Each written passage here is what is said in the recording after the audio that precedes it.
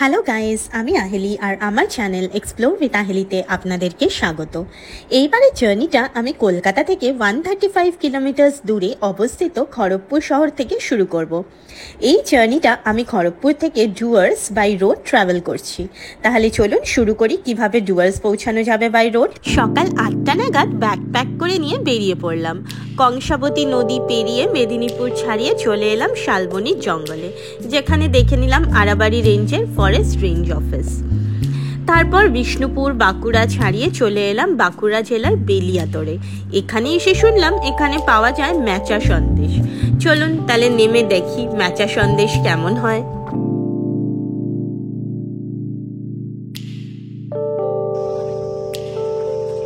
দেখুন কি সুন্দর শাড়ি দিয়ে সাজানো ম্যাচা সন্দেশগুলো, দেখেই মনে হচ্ছে খেয়ে নি, তাই না?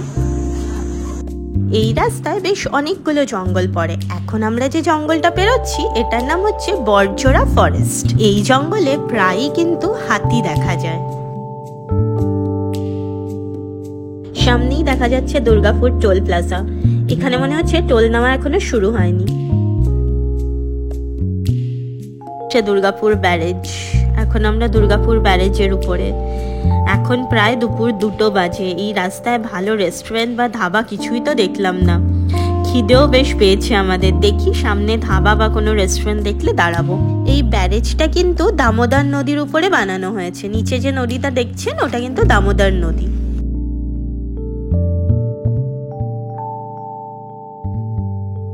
এখন আমরা ইলাম বাজারের দিকে যে রাস্তাটা যাচ্ছে ওই রাস্তাটা ধরে নিলাম।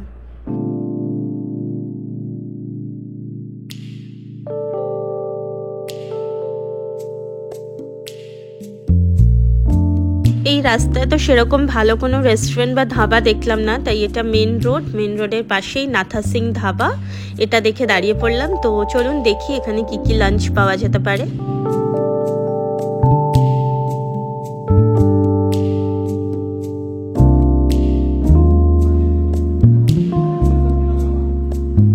এখানে খুব সাধারণ মানের লাঞ্চই পেয়েছি আমরা।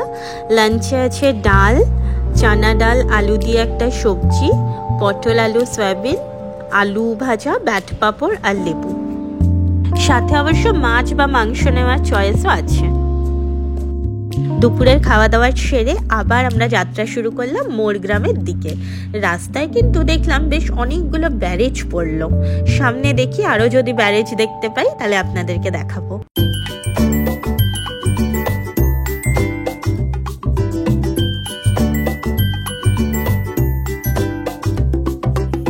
দেখতে দেখতে সন্ধে নেমে এলো। এখন আমরা ফারাক্কা ব্যারেজের কাছাকাছি পৌঁছে গেছি। ফারাক্কা ব্যারেজের বেশি দূর নেই মনে হচ্ছে, দেখি একটু পরেই মনে হয় চলে আসবে।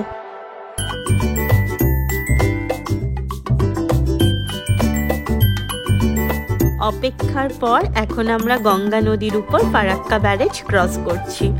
এই ব্রিজে স্পিড লিমিট থাকায় গাড়িগুলো খুব কম গতিতে যাতায়াত করছে, তাই ব্রিজটা পেরোতে আমাদের বেশ সময় লাগছে। দেখুন আমরা গাড়ি যাতায়াতের ব্রিজে আছি আর পাশেই দেখুন ট্রেন লাইনে ট্রেন যাচ্ছে। সামনেই আসছে মালদা, আর বেশ রাত হয়েছে, ওই জন্য আজকে ভাবছি যে আজকের দিনটা মালদাতেই নাইট হল্ট করে নেব। মালদায় আমাদের কোনো হোটেল বুক করা ছিল না, তাই মালদা শহরে ঢুকে লোকাল লোকজনকে জিজ্ঞেস করে একটা হোটেলের সন্ধান পেলাম। তারপর পৌঁছে গেলাম মালদার নেতাজি মোড়ে হোটেল গীতাঞ্জলিতে। চলুন রুমটা দেখতে দেখতে বাকিটা বলি।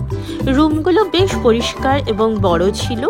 আমাদের এখানে ডাবল বেড এসি রুমের প্রয়োজন ছিল, যার ভাড়া পড়েছিল 1600 টাকা পার নাইট।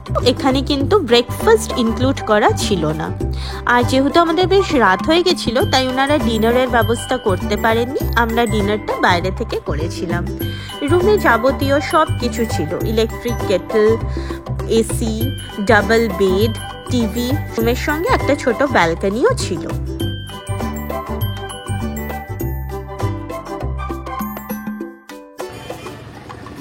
Good morning.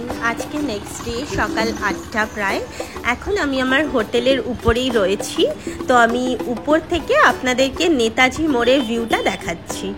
এদিকে রুমে ব্রেকফাস্টটাও দিয়ে গেছে। তো চলুন ব্রেকফাস্টটা সেরে বেরিয়ে পড়বো।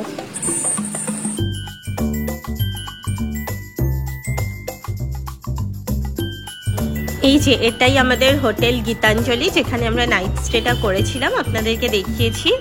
আর এটাই হচ্ছে আপনাদের নেতাজি মোড়ে অবস্থিত। এই দেখুন নেতাজির মূর্তিটা এখানেই আছে। এই যে এই মোড়টাকে বলে নেতাজি মোড়। মালদার নেতাজি মোড়কে বিদায় জানিয়ে শুরু করলাম আজকের যাত্রা। আজকে আমরা পৌঁছে যাব ডুয়ার্স। তো চলুন দেখি আজকের যাত্রা কেমন হয়। রাস্তার ধারেই দেখলাম আনারস বিক্রি হচ্ছে, তাই দাঁড়িয়ে পড়েছে এখন আনারস নিতে। এখানে কিন্তু দেখলাম রাস্তায় পরপর বেশ অনেকগুলো আনারসের দোকান বসেছে।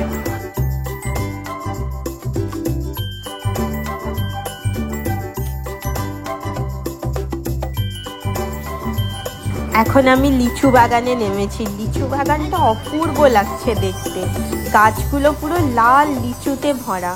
আর এখানে যারা কাজ করছেন তারা এখন সব লিচুগুলোকে পেরে প্যাকিং করছে। এগুলো ইন্ডিয়ার বিভিন্ন জায়গায় এবং বিদেশেরও বিভিন্ন জায়গায় যাবে।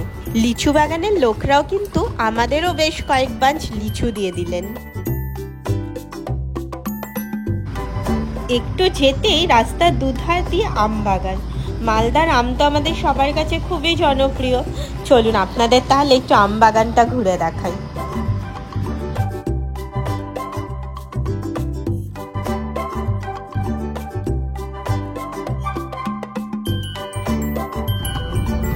এখন আমরা পৌঁছে গেছি ইটাহার।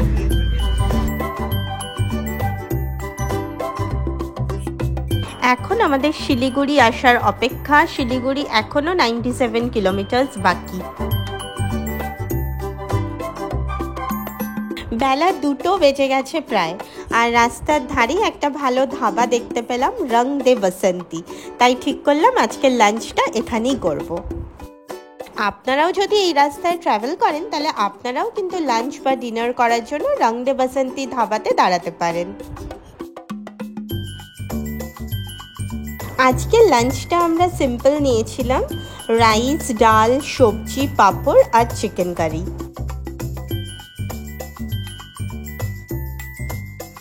একটা লং জার্নির পরে এবার আমরা শিলিগুড়ি পৌঁছে গেলাম।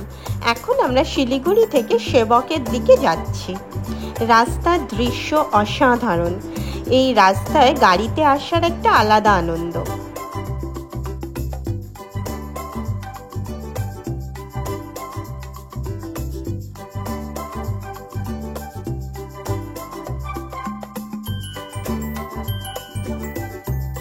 এই মোড়টাকে বলে সেবক মোড়।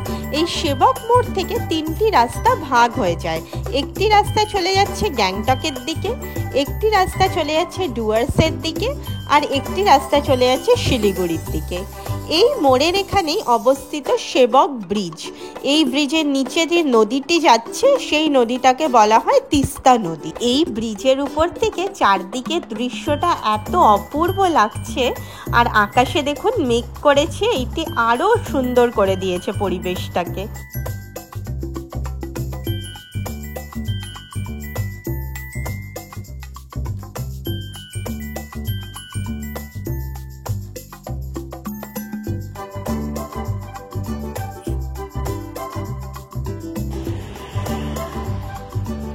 একটু এগোতেই তিস্তা নদী দেখে আবার নেমে পড়লাম। এখান থেকে খুব সুন্দর লাগছে নদীটা, তাই একটু ফটোশুটও করে নিচ্ছি।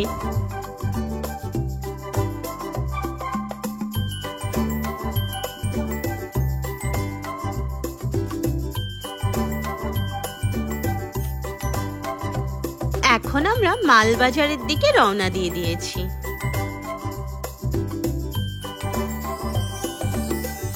রাস্তাটা পুরো ছবির মতন সুন্দর। রাস্তার দুধার দিয়ে চা বাগান, মাইলের পর মাইল, পাহাড়, চা বাগান, নদী, জঙ্গল সব নিয়ে ডুয়ার্স শুরু। আমার নেক্সট ব্লগে থাকবে আমি ফার্স্ট ডে ডুয়ার্সে কোথায় কাটালাম, কি দেখলাম, কত খরচা পড়লো, সব কিছু ডিটেলসে। আমার ব্লগটা যদি আপনাদের ভালো লেগে থাকে তাহলে একটা লাইক করে দেবেন এবং চ্যানেলটিকে সাবস্ক্রাইব করে দেবেন।